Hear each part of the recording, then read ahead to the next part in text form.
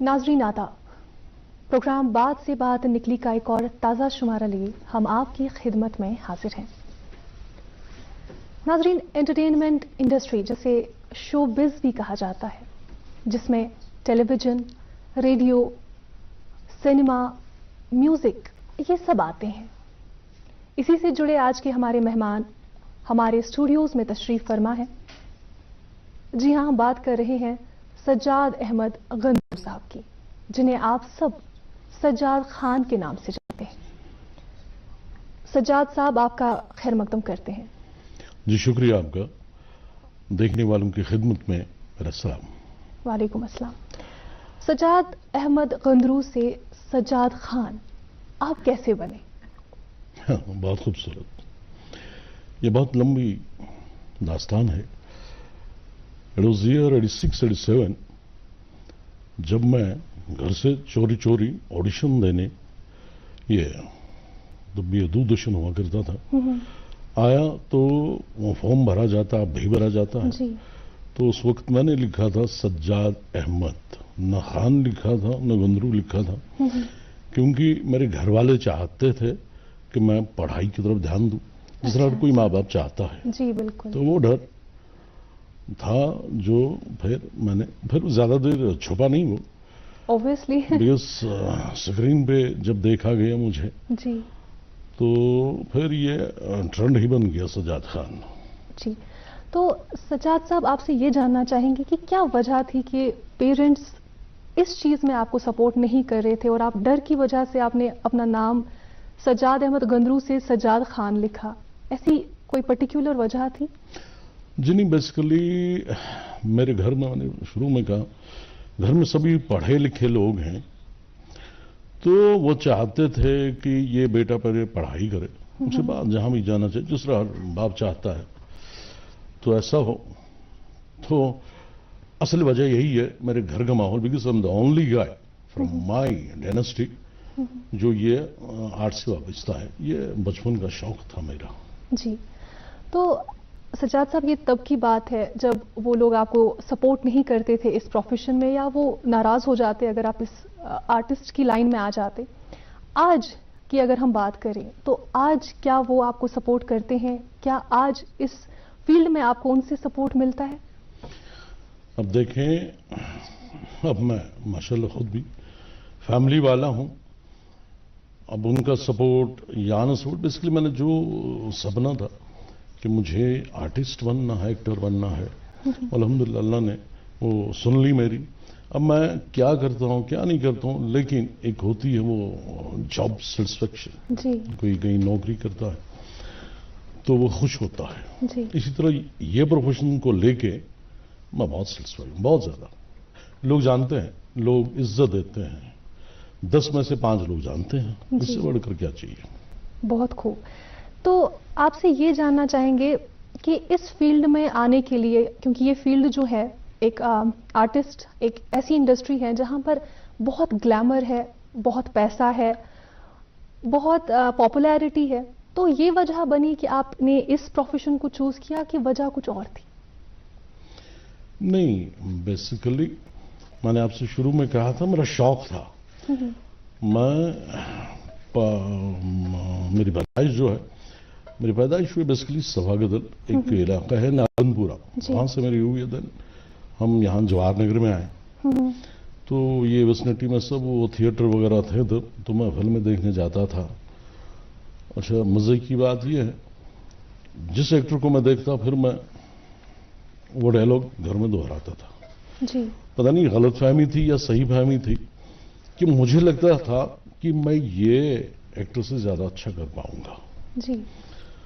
तो ऐसी शौक पनपता गया और मेरी जो वहां जवाहरनगर में मेरे पड़ोस में एक बहुत ही उम्दा कलाकार थे, विजय सूरी साहब नाम करके जी। वो टैलेंट थे वहां जवाहरनगर में। लगली मैं उसके पड़ोस में रहा करता था। फिर उन्होंने मुझे देखा, बिकॉज ये होता अल्लाह का कनेक्शन प्रोफेशन से जोड़ने का। तो मैं उनके पास गया, उनसे इंटरेक्शन हुई, तो उनसे भी मैंने बहुत कुछ सीखा, बिकॉज वही मेरे सही मेंटर हैं ये फील्ड में।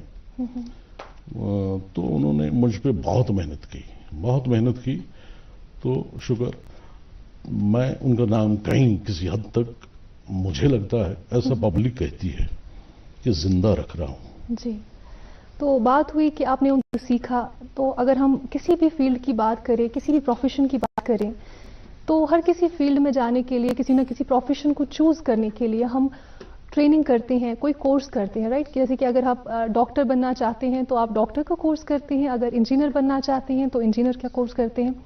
तो क्या आपने कोई ऐसा कोर्स पर्टिकुलर, क्योंकि इस फील्ड में भी कई सारे कोर्सेज होते हैं, कई सारी ट्रेनिंग्स होती हैं, तो आपने कोई पर्टिकुलर कोर्स, पर्टिकुलर ट्रेनिंग इस चीज के लिए ली? जी नहीं, बेसिकली तब वो ट्रेंड था, ये जो एक्टर्स होते हैं, या ये नॉट ओनली एक्टर्स, आप सिनेमाटोग्राफर को लीजिए, आप एडिटिंग साइड को लीजिए, या कोई भी जो उससे जुड़ा है, हर चीज में ट्रेनिंग चाहिए होती है। लेकिन अगर आप में कुछ गुण हैं तो आपको ऐसा उस्ताद मिलता है तो वो उस गुण को उभारता है जी। फिर वो आपको वो टिप्स देता है कि सब ऐसा करें, ऐसा करें, ऐसा करें। क्योंकि मैंने शुरू में ही आपसे बोला कि मेरे घर वाले, वालिदैन, मेरे अल्लाह ताला मगफरत करे मेरे फादर को, वो नहीं चाहते थे, तो ट्रेनिंग की बात ही नहीं थी। मैं ये कह नहीं सकता था साहब कि मैं ट्रेनिंग के लिए जाऊंगा, उधर जाऊंगा। पीयूसी के बाद उन्होंने मुझे पढ़ाई के लिए शामली भेजा, बीएससी एग्रीकल्चर करने के लिए। अच्छा। 5 साल का कोर्स था, 3-3.5 साल में मैं छोड़ के, इतना चस्का पड़ा था, मैं वापस आ गया जी।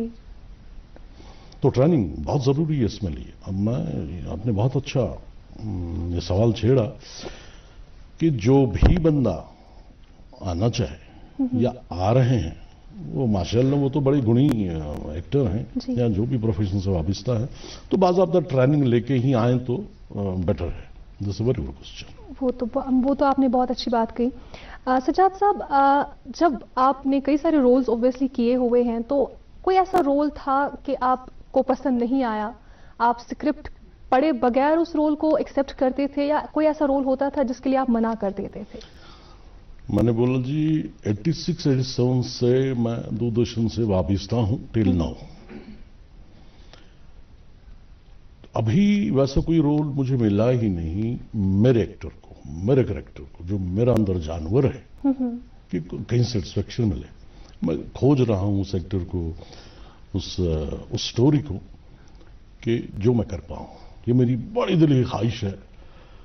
मैं ज्यादा यहां मुझे नेगेटिव किरदार में लिया करते थे या पुलिस लिया करते थे, तो मेरा बेसिक जो है, मैं चाहता हूं कोई ट्रैजिक रोल करूं उसमें। मैं खैर आगे चल के, तो कभी कोई ऐसा रोल आपको मिला जिसके लिए आपने मना किया, कि वो आपको लगा कि आप इसमें सेटिस्फाई नहीं है, आपके लिए ठीक नहीं है, ऐसा कोई रोल आपने कभी किया?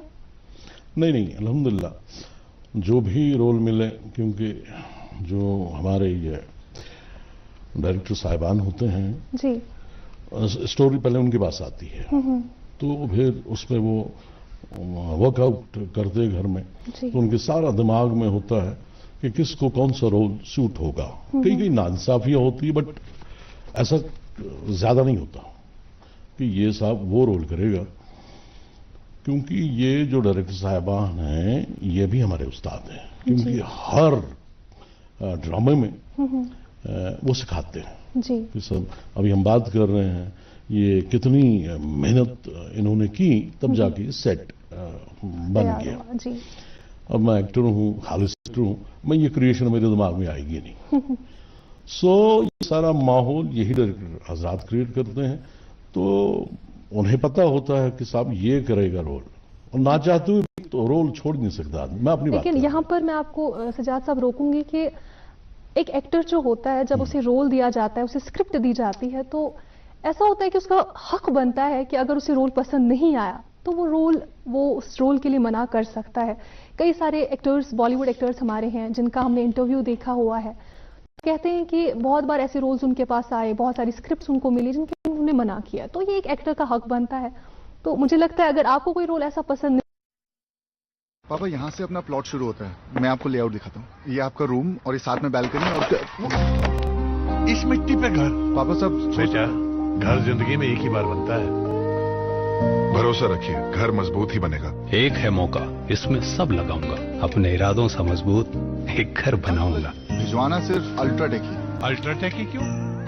आप ही तो कहा था कि घर जिंदगी में सिर्फ एक ही बार बनता है। घर एक, मौका एक, इसलिए सीमेंट भी देश का number 1। UltraTech, India's number 1 cement. नहीं आया था तो आप भी मना कर सकते थे। नहीं, जब आपने इसका तवाजना किया बॉलीवुड के साथ, देखें बॉलीवुड जो होता है वो 200 पता नहीं कितने कितने हजार करोड़ उनका बजट होता है। वंस एक फिल्म किसी बंदे को मिल गई, उसके बाद वो हिट हो गया, पैसा भी आता है, नाम शोहरत भी आती है जी। उसके बाद चूजी होता है जी। कि यार अभी तो मेरा चल पड़ा, मैंने पैसा कमाया, अब मैं चूजी बनूं। तो यहां हमारा ऐसा नहीं है, क्योंकि यहां थोड़ा बजट की बहुत दिक्कत है।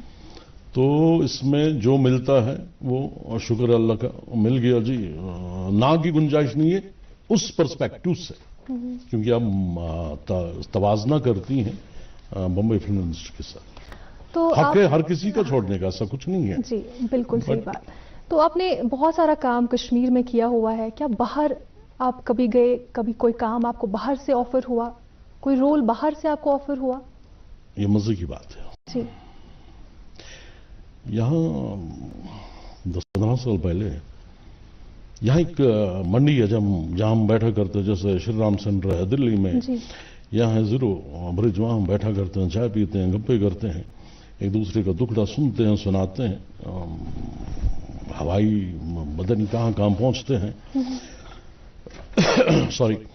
तो एक बंदा मेरा फ्रेंड आया, बोला यहाँ सुनवार है एक इलाका है यहाँ, वहाँ जी मुंबई के डायरेक्टर आए हैं, तो सब वो एक्टरों को ढूंढ रहा है, आप मेरे साथ चलेंगे? बोला यार मान ही जाऊंगे। बोला नहीं आइए। बोला चलो इंसिस्ट करता, चलते हैं, चलने में क्या हाल। गाड़ी निकाली, पहुंच गया, बंदा मेरे साथ था। बोला सर ये एक्टर है, सामने डायरेक्टर साहब बैठे हैं, मैं यहाँ बैठा हूँ, मेरा दोस्त यहाँ बैठा है, मुझे लगता है वो पहले कास्ट था, तभी उसको बोला किसी और को लाओ। वो डायरेक्टर कहते हैं कि जी वो ये कैसे हैं? बोला जी करो मैं दुआएं हैं। क्या नाम है? तो सर इस तरह है। बोला इस तरह फिल्म बनाने जा रहे हैं, तो उसमें गुलशन ग्रोवर हैं, तो आप उसके हंसमैन हैं। मैंने देखा, मतलब जी मैं पता नहीं करनी थी बात, मैंने मतलब ऐसा भी होता है, मतलब जी मैं गुलशन ग्रोवर से ज्यादा बेटर एक्टर हूं। अब ऐसा करें गुलशन ग्रोवर साहब को भी लाइए, मुझे भी रखें। वो मुझे इस तरह देख रहा था। बोला जी आप हो सकते हैं, उनसे अच्छे एक्टर हो सकते हैं, बट उनका नाम है, वो आ चुके हैं, तो अभी आपको नाम बनाना है। और मेरी वजह से वो बंदे का भी खलासी हुई इस फिल्म से। बोला यार किस बंदे को लाया तुमने?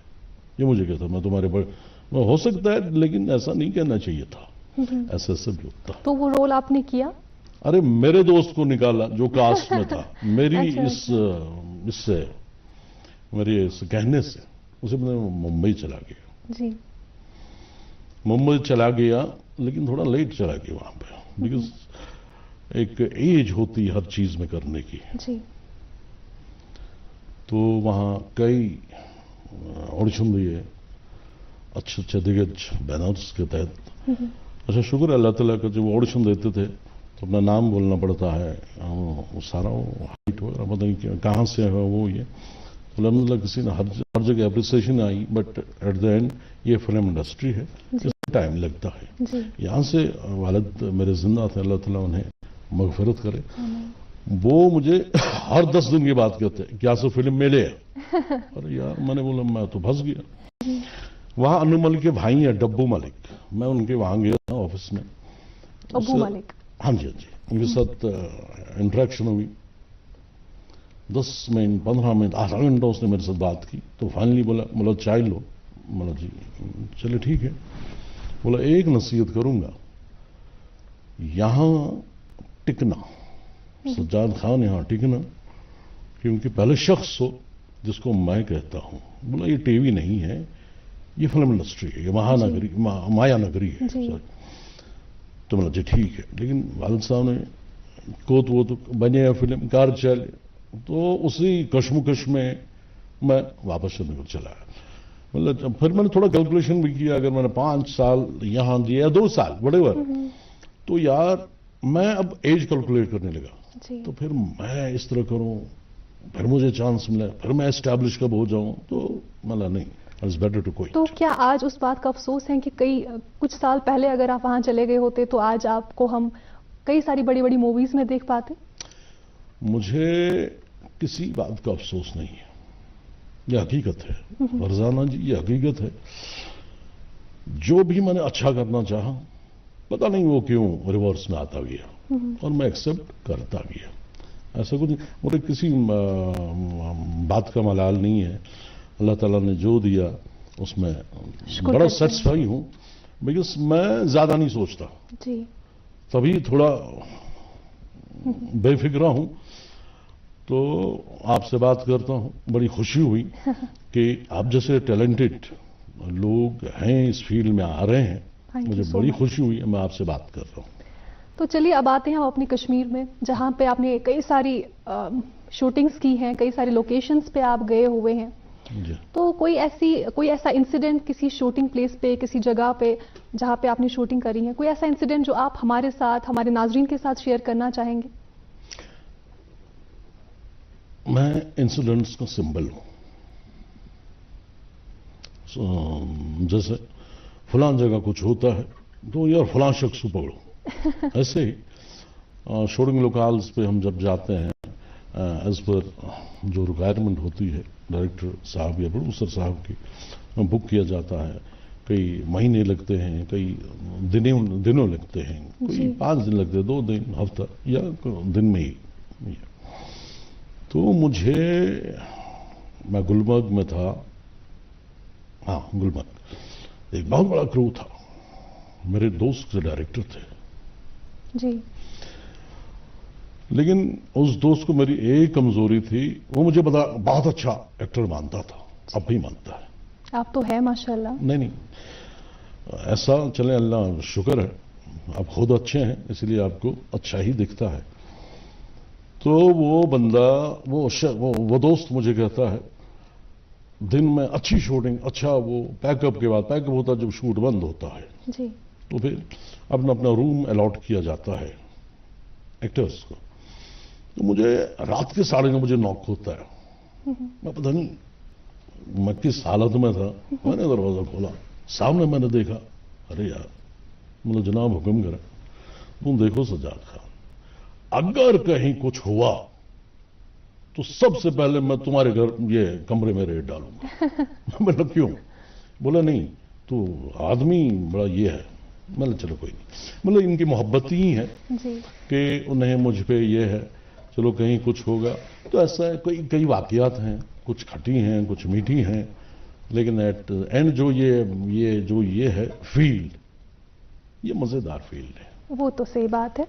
आपने ये कहा कि आप जब कहीं पे शूटिंग पे जाते थे तो आपको ये कहा जाता था कि अगर कहीं पे कुछ हुआ तो आपकी जिम्मेदारी होगी, है ना? जी, जी। तो क्या ये वजह बनी कि आपको सिर्फ विलन के रोल ज्यादा दिए जाते थे? विलन के रोल मुझे मेरे ख्याल में इसलिए दिए जाते थे, या तो आवाज की वजह से, या तो फिजिक की वजह से, या मैंने बोला जो डायरेक्टर हजरात होते हैं इनको पता होता है कि ये एक्टर में क्या पोटेंशियल है, कौन सा रोल एट ईज कर सकता है। लेकिन मैंने वही बोला कि अभी मुझे ऐसा डायरेक्टर नहीं पड़ा जो मुझे सही रोल दे, तलाश है अभी मुझे। इंशाल्लाह हम उम्मीद करते हैं कि आपको ऐसा रोल जरूर मिले। तो आपकी इस पूरी लाइफ में आपने कोई ऐसा डायलॉग बोला है जो अभी तक आप याद करें और हमारे साथ आप यहाँ पर वो शेयर करें? बेसिकली देखिए क्या होता है, मेरा एक फंडा है काम करने का दूसरा जी।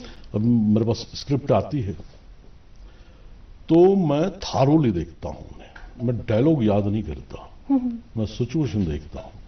फिर तो डायलॉग तो देखना ही है, फिर वो दिमाग में खुद ही आ जाते। ये सीन वाइज होता है। अभी मेरा एक सीन है, उसके बाद जी लंच के बाद या उसके बाद ही दूसरा सीन है, वो सीन में उतार के दूसरा चढ़ाता हूं। कुछ छाप मैंने नहीं छोड़ी है इसमें, मतलब अपने दिमाग में। तो डायलॉग की जहां बात है, मैं खड़े खड़े डायलॉग बना सकता हूं। ये मेरी फिल्म का नहीं भी हो सकता है, ये मेरे ड्रामे का नहीं हो सकता है। जैसे बहुत खूबसूरत है आप,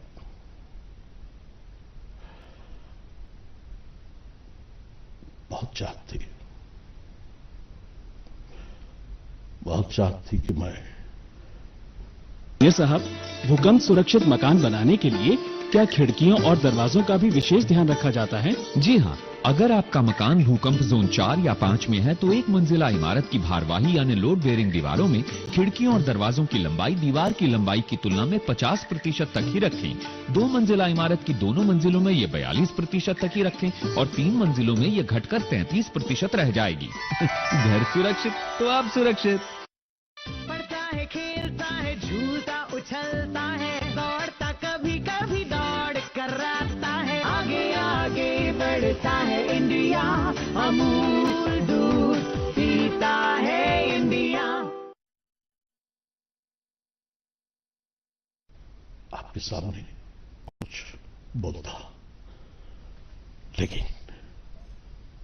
न जाने ऐसी क्या कभी हो जाती है कि मैं तुम्हारे सामने कुछ बोल नहीं पाता। खैर, ये बहुत खूब, बहुत खूब। So nice of you. तो मैं रटता नहीं हूं डायलॉग, मैं सिचुएशन के हिसाब से चलता हूं जिंदगी में। मैंने बोला, दैट्स व्हाई मेरे दोस्त मुझे नटोरियस कहते हैं। खैर, बात से बात चली। तो सजाद साहब, अगर हम बात करें सिंगर्स की जी, तो जैसे सिंगर्स रियाज करते हैं, क्या एक आर्टिस्ट रियाज करता है? क्या आपने रियाज किया हुआ है? जब आप शूटिंग के लिए जाते थे, आप रियाज करते थे? अरे मजे की बात आपने छेड़ी। बेसिकली पता है, मैं सिंगर बनने के लिए ही आया था। अच्छा जी। हाँ, तो हमारे यहाँ वादी के बहुत ही अजीम गुलकार रह चुके हैं, श्री ललित विजय कुमार मल्ला जी। जी, माशाअल्लाह। तो मुझे अब भी याद है, मुझे लगता है तब वो नौकरी करते थे, बिकॉज ऑटो में उन्होंने मुझे बिठाया, मेरा नाम पूछा, क्योंकि कहीं से सुना था कि ये लड़का गाता है। उसने मुझे सुना, उसने मुझे ऑटो में बैठाया, तो रीगल साइड कहीं लिया, बोला देखो मेरे साथ काम करो, मैं तुम्हें रियाज कराता हूं, मैं तुम्हें बहुत अच्छा ये बनाऊंगा, क्योंकि तुम्हारी आवाज में बड़ा मिठास है। मैं बड़ा हैरान हुआ। अच्छा, वही मैंने बोला, जो भी तीर मैंने भाएंगा वो रिवर्स आ गया, रिबाउंड हो गया। कितनी खूबसूरत बात है ना कि विजय कुमार मल्ला साहब ने आपकी तारीफ की, आपकी संगीत की तारीफ की तब। तो क्या इस बात का आपको दुख है कि आप उस फील्ड में नहीं गए? मैंने बोला दुख लेके मैं जीता ही नहीं, कुछ नहीं। मैं अपने आप को ऐसे ही चलाता हूं कि जैसे जिंदगी चलती है वैसे ही उसको चला दो। अपनी शे के बीच में करोगे तो प्रॉब्लम में आ जाओगे, ऐसा मेरा मानना है जी। तो ये सही भी नहीं है। मतलब जो ये हजरात सुनते हैं ये बोलते होंगे ये पता नहीं क्या बोलता, मैं अपनी जिंदगी की बात कर रहा हूं। तो ऐसा करना नहीं, हमेशा जो भी कदम उठाओ मतलब सोच समझ के कैलकुलेटेड उठाओ, उसी में मजा है। बिल्कुल सही बात। 32 साल का ये सफर जी, जिसमें आपने लोगों को हंसाया, आपने कई सारा ऐसा एंटरटेनमेंट लोगों को दिया, सज्जाद अहमद गंदरू से सज्जाद खान बने, तो आप अपनी इस पूरी लाइफ से खुश हैं? अरे अल्हम्दुलिल्लाह।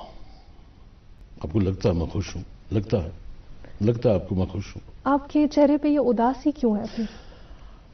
उदासी बेसिकली उदासी नहीं हुई, मूड होगा। मतलब एक्टर जो होता है चेंजिंग मूड होता है। इसमें भी एक हिस्ट्री है। देखें, जब मैं यहाँ आया ऑडिशन देने के लिए तो उसके बाद पढ़ाई भी कंटिन्यू करता रहा। मैं कोई 20-21 साल का रहा हूँगा। तो मेरी मुलाकात रेडियो में